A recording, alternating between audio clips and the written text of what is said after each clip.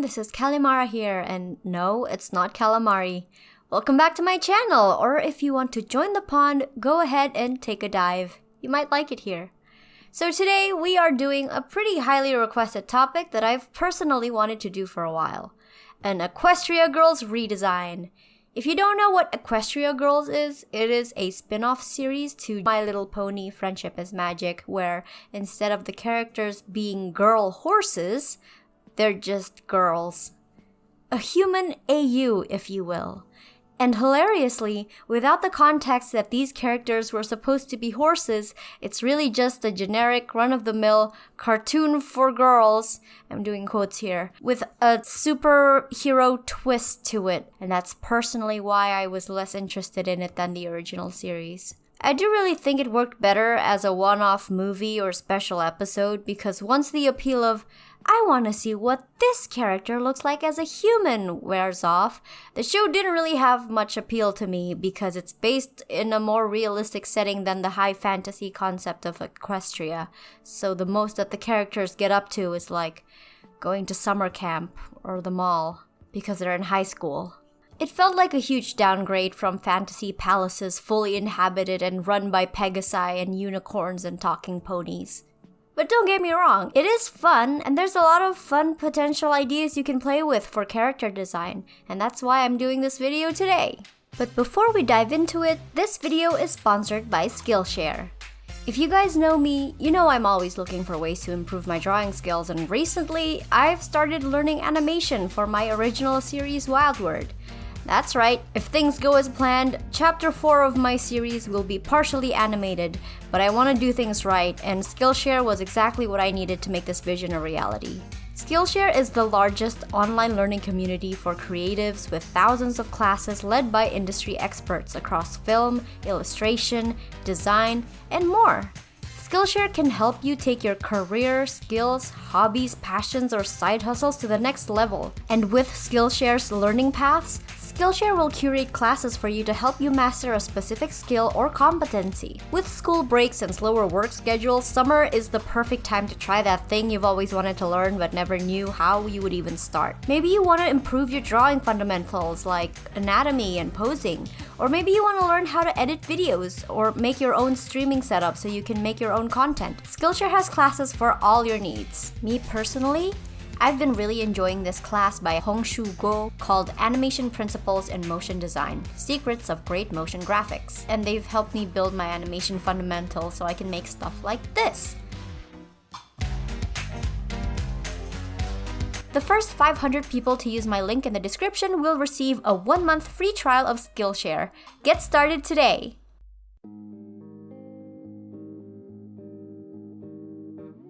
Now, in case you haven't watched the show, or if it's just been a while since you saw the show and some details are eluding you, Tweelee Sporkle is quite a special case within the canon of Equestria Girls itself because unlike the other Equestria Girls who were born and raised in that human AU and are canonically separate individuals completely disconnected from their Equestria counterparts, Tweelee Sporkle is the pony Tweelee Sporkle who traveled directly from Equestria to the human AU, just like Sunset Shimmer.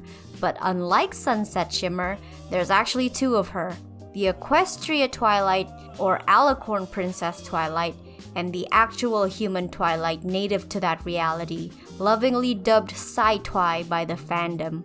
And in case you didn't know, they are also very distinct from each other, both personality-wise and appearance-wise, unlike the other members of the main six who pretty much have identical personalities to their Equestria counterparts and look very similar to them just in human form. Why is this? Well, from a meta perspective, I believe this was a Barbie and Kennedy situation, where the showrunners were trying to separate their mainline series from their spin-offs to have them run completely separate from each other and still preserve the image of their main IP.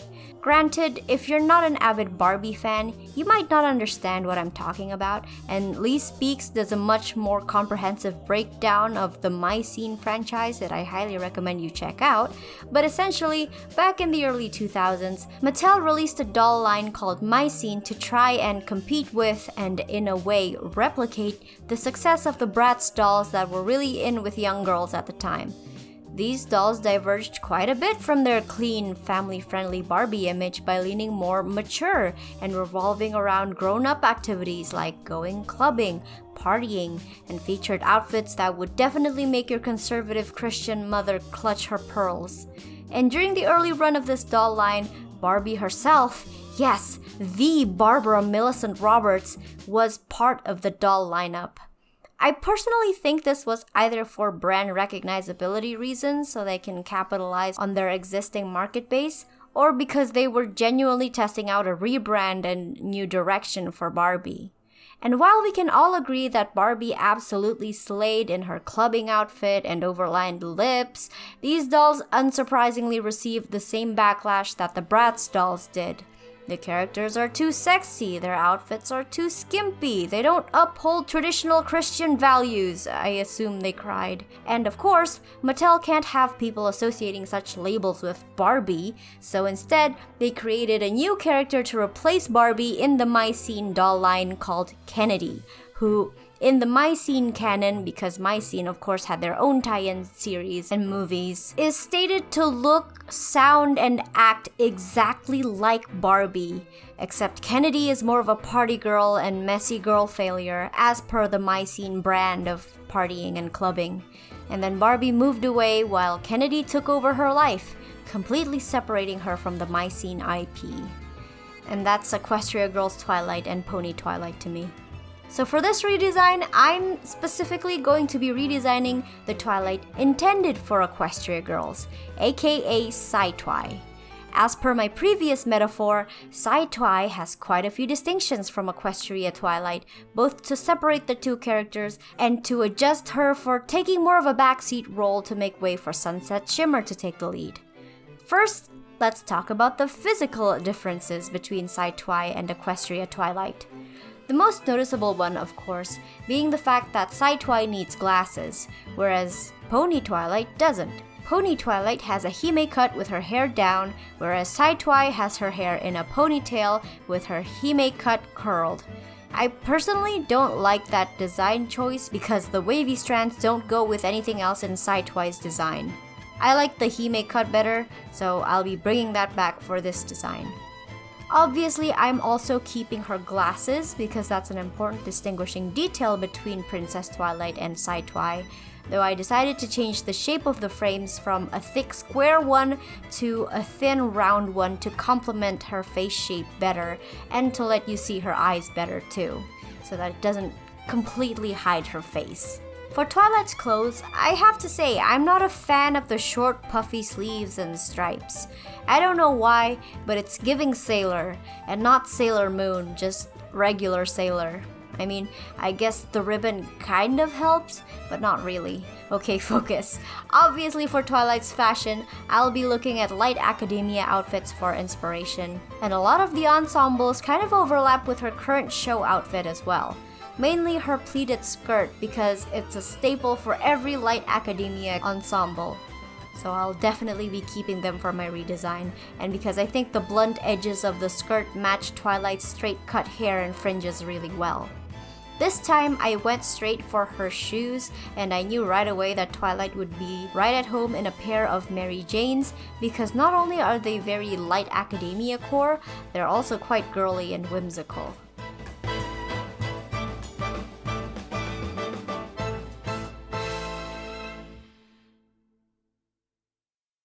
For her top, I started with a collared shirt with long puffy sleeves to give her a bit of whimsy, and then over the top of that I added a cropped vest, which will obviously have an argyle pattern on it because it's another staple in light academia outfits.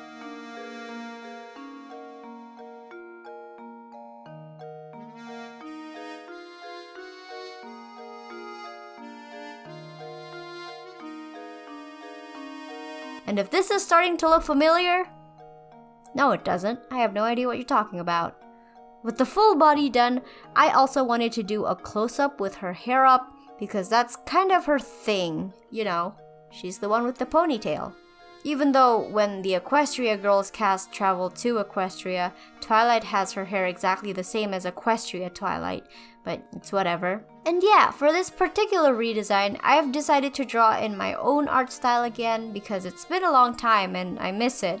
And I think I've really improved since the last time I drew in my style, which was, I think, my Nino redesign from 4 to 5 months ago as of this video's release.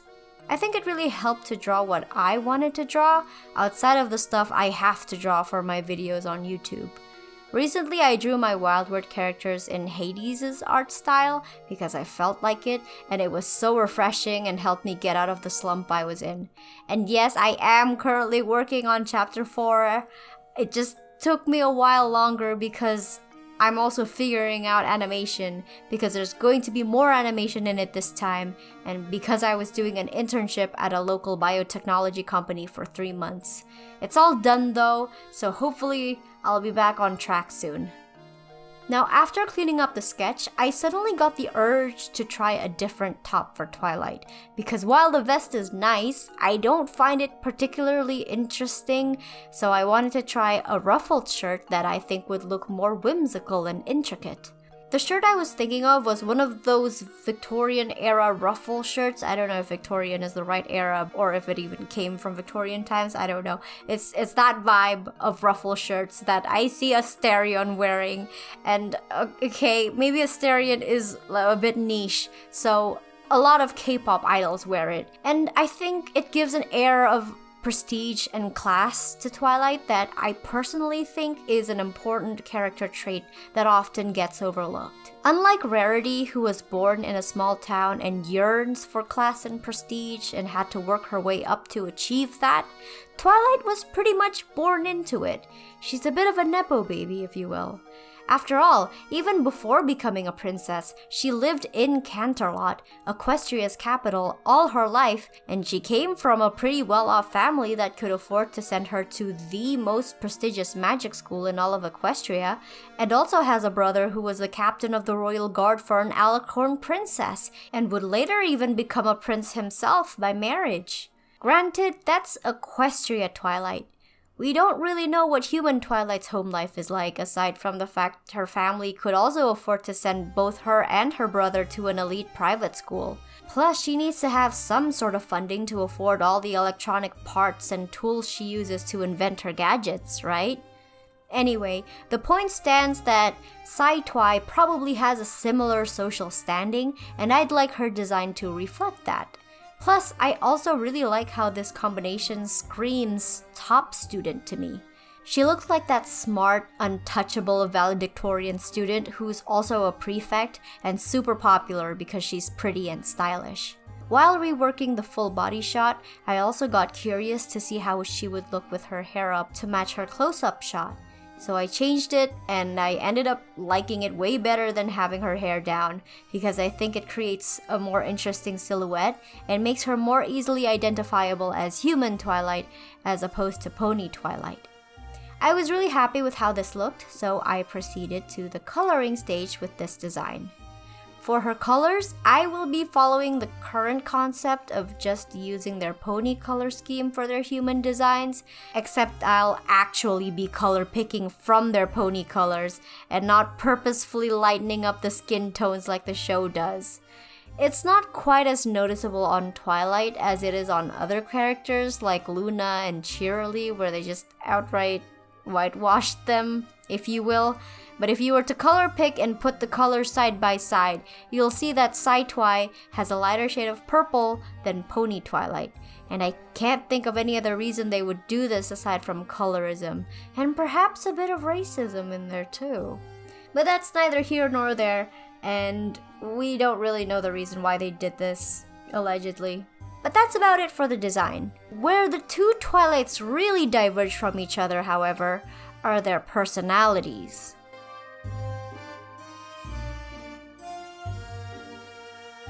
Personality-wise, Sci-Twi is written as much less confident and assertive, leaning more heavily to her nerdy, mousy bookworm side. With Sunset as the new leader of the group, Twilight no longer exhibits the multifaceted personality of being a brave, quick-witted leader that Equestria Twilight has. Instead, she's smart and good at science, and it's pretty much her entire personality. Equestria Twilight has always taken the lead and isn't afraid to speak her mind, whereas Sci-Twi is much more meek and more of a follower. Sure, you can argue that Sci-Twi is just Twilight before she made friends in Ponyville, so she's still learning and this and that, except that's not true. Because we know how Twilight would have turned out if she never made friends. She would have ended up like Moondancer, who is an asocial recluse that only focuses on her studies. I guess where Kennedy is more of a hot mess than Barbie, Sci-Twi is more of a sad girl than Princess Twilight. Princess Twilight is confident, and her folly was that she was actually pretty cold, hyper-independent, and ignorant towards other ponies. She didn't care about anyone else or what they thought, and nobody messed with her because she was confident and Celestia's star pupil. Sci-Twi was also her school's star pupil, but she cares entirely too much about what other people thought to the point she's outright scared of them, which is a fair assessment because everyone was really mean to her for setting the standard so high as far as I remember. She has serious self-confidence issues and overall lacks the moxie that Princess Twilight has. That's not a friendship issue, that's just an entirely different personality, and that's fine, because they're different characters. But also on that note, I think it was a wasted opportunity to not have Equestria girls be young adults like they canonically are in the mainline show. Sure, you could try to tell me that they're trying to appeal to their target audience by making the girls younger and therefore more relatable, and to that I say, it doesn't matter, because as I understand it, their target audience isn't in high school. The audience demographic of EQG either skews way younger than high school or are grown men, and I would argue that neither of those two groups have much in common with high school-aged characters. I think we could all agree that kids young enough to want to buy and play with these toys and merchandise in the first place would have as much of an idea of what it's like to be in high school as they do going to university and having jobs. So building off of that, why not let this show be the my scene of My Little Pony? Let this be the cooler, older sibling to your mainline show, and that way you get more freedom in settings and stories, and still preserve more of the integral aspects of the characters, their professions. High school AUs are fun, but it also comes with the restriction that the characters won't get to showcase their individuality and talents because they're still developing it and they're still figuring it out, and they won't always be in their element. For example, we never even see human Applejack anywhere near a farm, and at which point, I have to ask if she was still Applejack in anything but name alone. That's a callback to my Applejack redesign video in case you haven't seen it. The only way we could have them do that is if we do a summer vacation setting, which wouldn't be in school. Do you see my point here? Also, if the characters were old enough to work full-time, there's way more AU possibilities we could explore. Imagine a fashion boutique AU with Rarity, a pet shop AU with Fluttershy, a farming cottagecore AU with Applejack, and more. And if a show is depicted to be more grown-up, that naturally tends to draw in kids because they'll automatically think it's cooler and want to be in with the cool kids. Plus, this will also allow Hasbro to pander to their audience of bronies because the characters will be legal adults and different enough from the mainline show's writing that you could put in all their in-jokes and meta humor without breaking character too much. And if they really wanted to do a school setting with school-aged characters for some of the episodes, they still can, because the Cutie Mark Crusaders are right there. In fact, they'd be even closer in age to Hasbro's target demographic because they'd probably be in middle school, and it's always been implied that Rarity and Sweetie Belle and Applejack and Apple Bloom have quite a significant age gap anyway.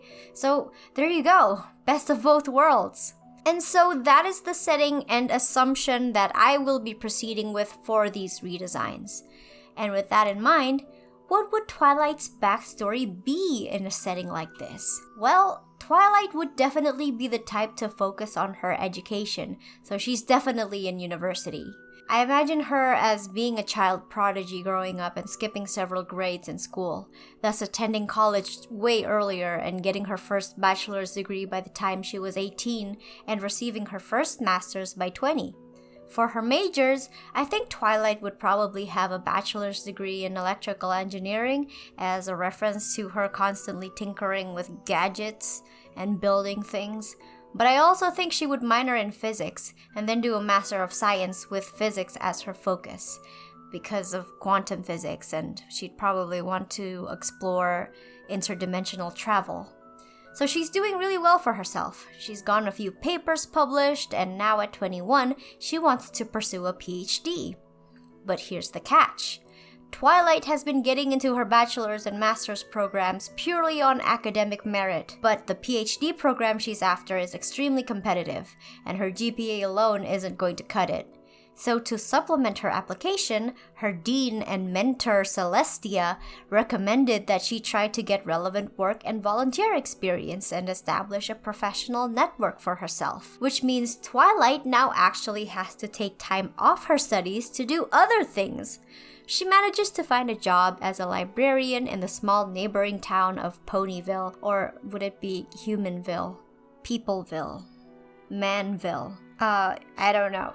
What would be the human equivalent of Ponyville? Let me know in the comments below.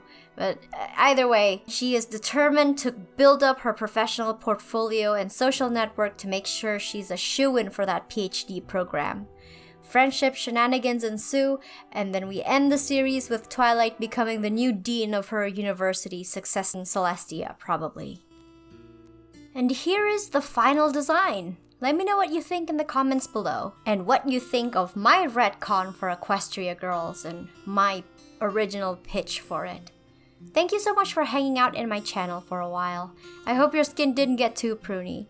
Big shout out to my lovely pond dwellers on Patreon. If you want to become a pond dweller and get early access to my content and download full resolutions of my redesigns, join my Patreon. If you want to see more from me, then please follow me on all my social media. If you want to submit fan art or chat with me, join my Discord server.